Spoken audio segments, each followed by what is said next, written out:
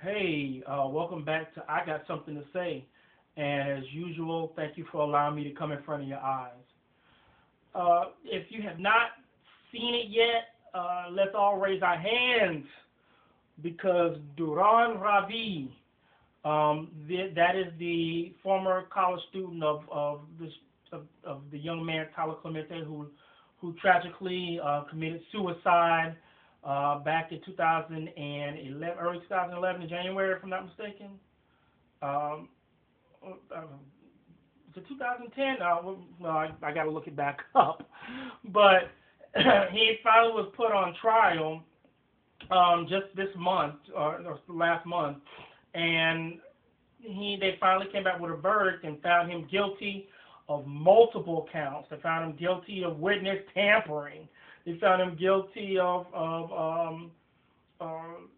harassment of a high nature, and he could be facing up to 10 years in prison.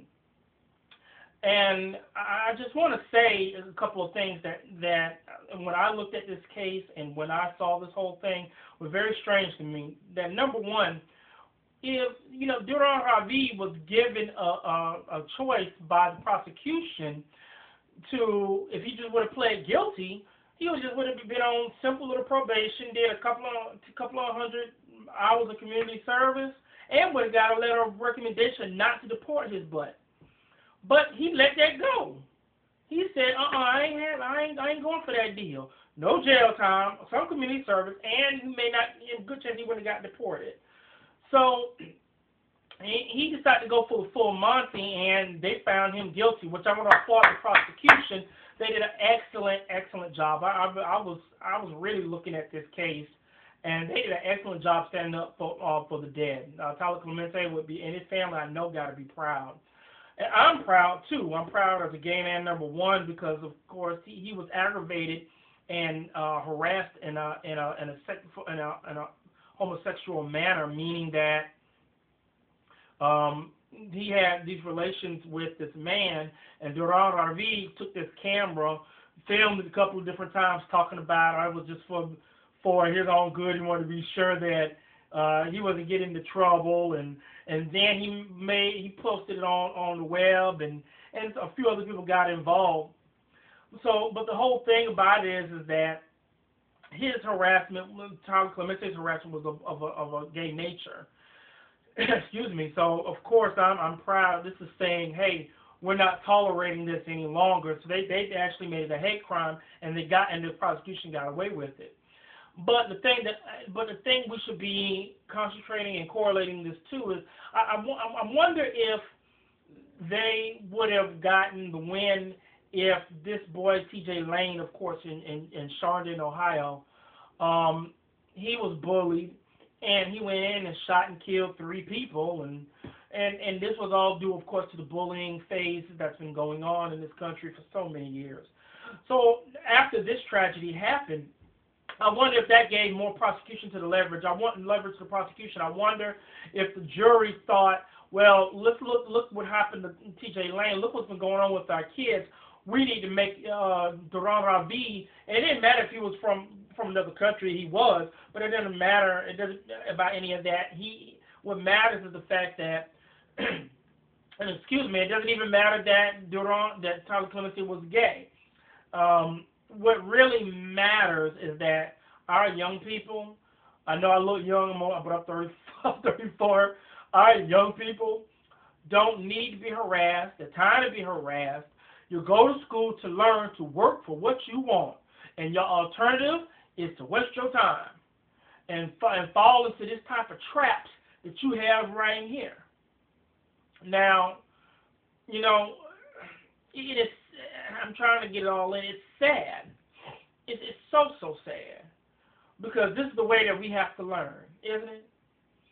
Through the tragedy of people whose lives are now changed forever. For those who will not see what it's like to grow up and live a productive life.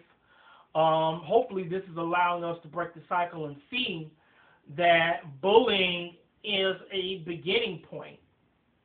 Now, I'm about to make a strange relational analogy, But just like you got the serial killer, and you know that psychiatrists look for serial killers at a young age on through works of killing little animals. There's certain triggers and signs the psychiatrists look for to see if a person's going to grow up to be a serial killer. It's the same thing with being bullied. You know, you're bullied at a young age. So then people who bully usually grow up to be dysfunctional members of our society. Obviously, maybe they were bullied themselves, so now they become bulliers. But the whole point, but I'm not trying to compare being a serial killer to being a bullier, or someone who's a bully. What I'm comparing is the fact that all this stuff starts off small. It's a little thing here, it's a little thing there, but all these little things add up. And when you're a child, you don't just add it up, you soak it in. So now you think that this becomes part of your perception, and you feel like this is what life is all about. This is what life has to offer you. A life of turmoil and neglect, a life of having the perception that people really are don't have the capacity of being moral and ethical decence of society. I'm not trying to judge ethics and morals. What I'm just trying to say is that it makes you feel like that this world is just scum.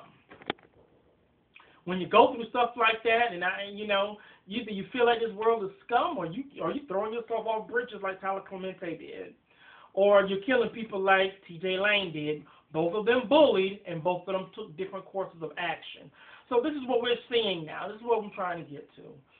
So, I mean, this is just a little short segment just to say we won. I say we. And what I mean by we, I'm not talking about gay people. I'm not talking about adults. I'm talking about the kids won. The kids won. The kids won. So, I said what I had to say.